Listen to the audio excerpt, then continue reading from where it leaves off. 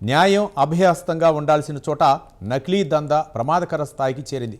Supreme court chief justice చేసిన cockroach కామెంట్ల ఫలితంగా ఏర్పడిన సెటైరికల్ పొలిటికల్ పార్టీని సర్వోన్నత న్యాయస్థానం లైట్గా తీసుకుంటున్నా ఫేక్ సర్టిఫికెట్లతో అడ్వకేట్ల అవతారాలెత్తి న్యాయ వ్యవస్థ పరువును బజారు పాలు చేస్తున్న అడ్వోకేటుగాళ్లు లెక్కలు తేల్చేందుకు సుప్రీంకోర్టు పూనుకోవటం దేశవ్యాప్తంగా చర్చనీయాంశంగా మారింది. మరి దేశంలో ఎంతమంది నకిలీ అడ్వకేట్లు ఉన్నారు, వారిని ఏ విధంగా ఏరిపారేయాలని చూస్తున్నారు, ఈ ప్రత్యేక కథనంలో చూద్దాం.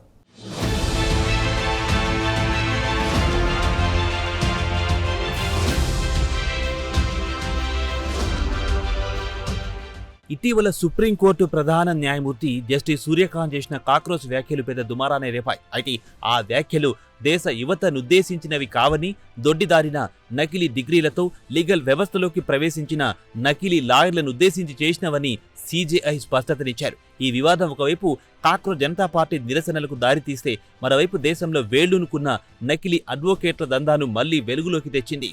బార్ కౌన్సిల్ ఆఫ్ ఇండియా లెక్కల ప్రకారమే దేశంలో ప్రాక్టీస్ చేస్తున్న లాయర్లలో దాదాపు 35-40% మంది నకిలీ సర్టిఫికేట్లు ఉన్నవారేనన్న షాకింగ్ నిజాలు బయటపడ్డాయి. దీన్ని సుప్రీంకోర్టు కూడా అత్యంత తీవ్రంగా పరిగణిస్తూ రిటైర్డ్ జడ్జి నేతృత్వంలో హైపవర్డ్ కమిటీని ఏర్పాటు చేసి ఉచిత degree verification, national roll of advocates నమోదుకు కఠిన మార్గదర్శకాలు జారీ చేసింది.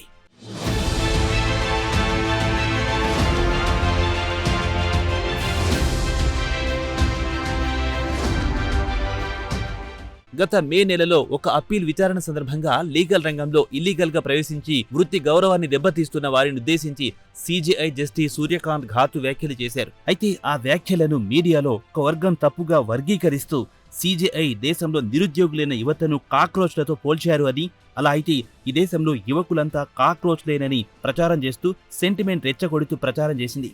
తన వ్యాఖ్యలు దేశ యువతను ఉద్దేశించినవి కావని, యువత అంటే తనకెంతో గౌరవం ఉందని, నకిలీ డిగ్రీలతో న్యాయ వ్యవస్థలోకి ప్రవేశించి లీగల్ రంగాన్ని పరాన్న జీవుల్లో పీల్చి పిప్పి చేస్తున్న నకిలీ లాయర్ల ప్రక్షాళన నేపథ్యాన్ని ఉద్దేశించి చేసిన కామెంట్స్ మాత్రమేనని సూర్యకాంత్ క్లారిటీ ఇచ్చారు. అయినా ఆయన వ్యాఖ్యలు కూడా జన బాహుల్యంలో హైలైట్ కాలేదు. కాక్రోచ్ జనతా పార్టీకి దక్కిన ప్రాపగాండా సూర్యకాంత్ ఇచ్చిన క్లారిఫికేషన్ కు దక్కలేదు. ఫలితంగా దేశవ్యాప్తంగా నిరసనలు, ఆందోళనలకు తెరతీసింది. ఫలితంగా సీజేఐఏ కారణం చేత నకిలీ అడ్వకేట్ల అంశాన్ని ఉటంకించారు, దాన్ని ప్రొజెక్ట్ చేసిన అంశాలేంటి, న్యాయ వ్యవస్థ నిర్వహణలో ఎలాంటి దుష్ప్రభావాలు చూపుతున్నాయి అనే కీలక అంశాలు సైడ్ అయిపోయింది.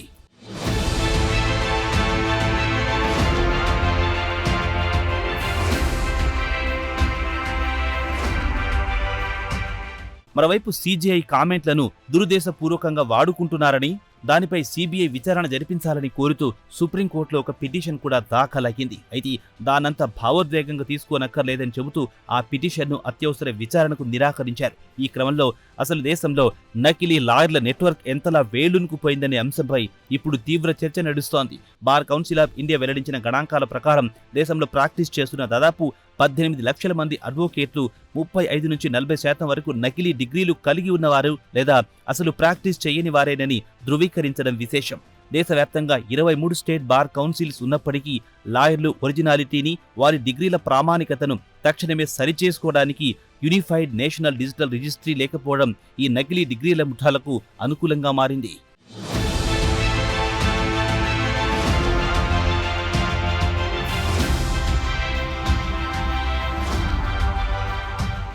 ఇక నకిలీ అడ్వకేట్ల అంశం ఇప్పటికిప్పుడు ప్రజల ముందుకొచ్చింది కాదు. గత 10 ఏళ్లలో అనేక సంచలనాత్మక సంఘటనలు వెలుగులోకొచ్చాయి. 2015లో నాటి Delhi law minister, Aam Aadmi party నాయకుడు జితేందర్ సింగ్ తోమర్ సమర్పించిన లా డిగ్రీ నకిలీదని పోలీసు దర్యాప్తులో తేలడం, ఆయన అరెస్టు కావడం దేశవ్యాప్తంగా పెద్ద కుదుపునకు గురి చేసింది. అలాగే బీహార్, యూపీ, తమిళనాడులోని పలు ప్రైవేట్ కళాశాలలు, నకిలీ యూనివర్సిటీలు 2 లక్షల నుంచి 5 లక్షలకు లా డిగ్రీలను బహిరంగంగా విక్రయిస్తున్నట్లు పలు తనిఖీల్లో వెల్లడయ్యింది.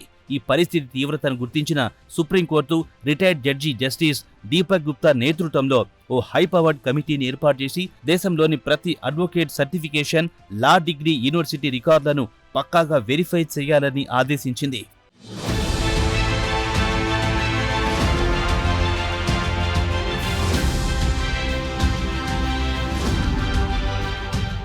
నకిలీ లాయర్ల బెడదపై ఇటీవల దేశ అత్యున్నత న్యాయస్థానం మరోసారి అత్యంత తీవ్ర స్థాయిలో విరుచుకుపడింది.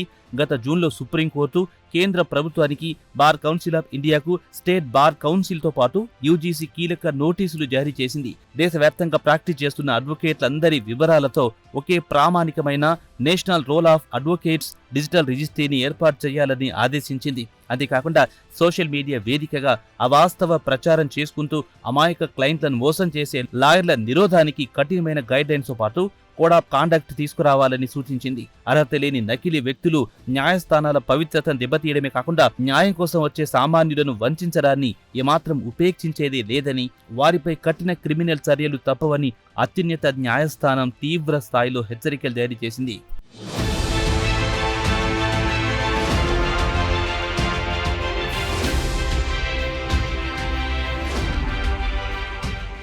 నకిలీ లాయర్ల ఏరివేతతో పాటు వెరిఫికేషన్ ప్రక్రియపై సుప్రీంకోర్టు ఒకేసారి కాకుండా దశల వారీగా కీలక ఆదేశాలు ఇస్తూ వస్తోంది. 2024 ఏప్రిల్లో Ajay Shankar Srivastava versus bar council of India కేసులో తీర్పునిస్తూ దేశవ్యాప్తంగా ఉన్న అన్ని బార్ అసోసియేషన్లు, స్టేట్ బార్ కౌన్సిల్స్ తమ పరిధిలోని లాయర్ల డిగ్రీలను తప్పనిసరిగా తనిఖీ చేయాలని అత్యున్నత న్యాయస్థానం ఆదేశించింది.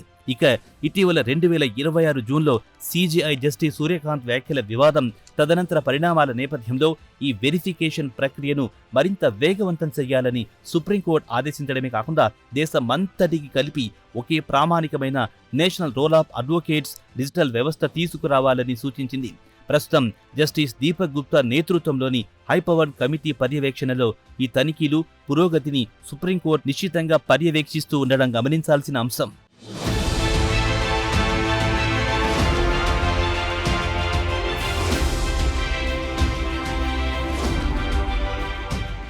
నకిలీ డిగ్రీల తీవ్రతను అరికట్టేందుకు సుప్రీంకోర్టు ఒక కీలకమైన నిర్ణయం తీసుకుంది. రిటైర్డ్ సుప్రీంకోర్టు న్యాయమూర్తి అధ్యక్షతన 2 హైకోర్టు న్యాయమూర్తులు, అలాగే 2 సీనియర్ అడ్వకేట్లతో కూడిన హైపవర్డ్ కమిటీ నియమించింది. గతంలో లా డిగ్రీలు నిజాలను ధృవీకరించడానికి విశ్వవిద్యాలయాలు అధిక రుసుములు డిమాండ్ చేయడం వల్ల వెరిఫికేషన్ ప్రక్రియ తీవ్రంగా ఆలస్యమయ్యేది.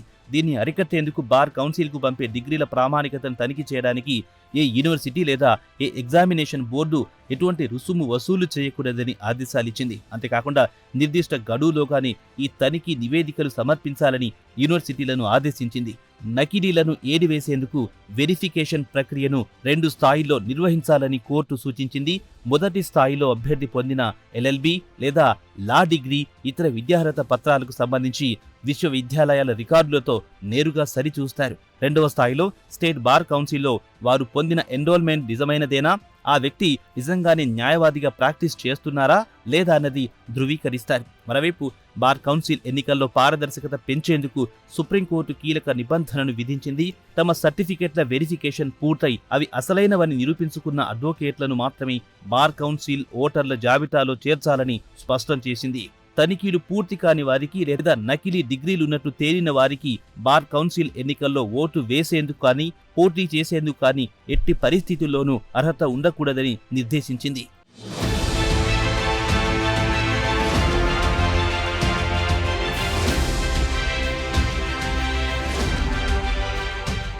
తనిఖీలో దొంగ సర్టిఫికేట్లు లేదా నకిలీ డిగ్రీలున్నట్టు తేలితే వారిపై అత్యంత కఠినమైన చర్యలకు కోర్టు ఆదేశించింది.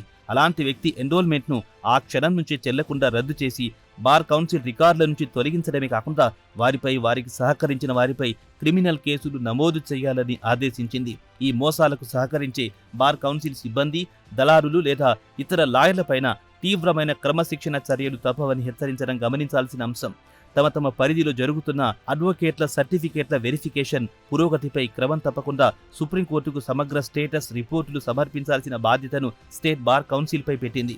సుప్రీంకోర్టు జారీ చేసిన ఈ గైడ్ లైన్స్ ముఖ్య ఉద్దేశం న్యాయస్థానాల్లో ప్రాక్టీస్ చేస్తున్న ప్రతి అడ్వకేట్ను న్యాయ వ్యవస్థకు బాధ్యులను చేయడం, అలాగే న్యాయం కోసం అడ్వకేట్లను ఆశ్రయించే ప్రజలందరికీ కూడా అడ్వకేట్లను బాధ్యులను చేయడంగా నిపుణులు చెబుతున్నారు. మరి కాక్రోచ్ కామెంట్ల దరిమిలా సిజేఐ వ్యాఖ్యలను పక్కదారి పట్టించి ప్రజలందరినీ గందరగోళానికి గురి చేసిన సిజేపీ వ్యక్తుల నుంచి, ఆ సంస్థ నిర్వాహకుల నుంచి ఎలాంటి రెస్పాన్స్ ఉంటుందో చూడాలి. అలాగే ఈ 40% మంది నకిలీ అడ్వకేట్ల వడపోత కార్యక్రమం ఎప్పుడు పూర్తవుతుందనేది కూడా ఆసక్తి రేపుతున్న అంశం.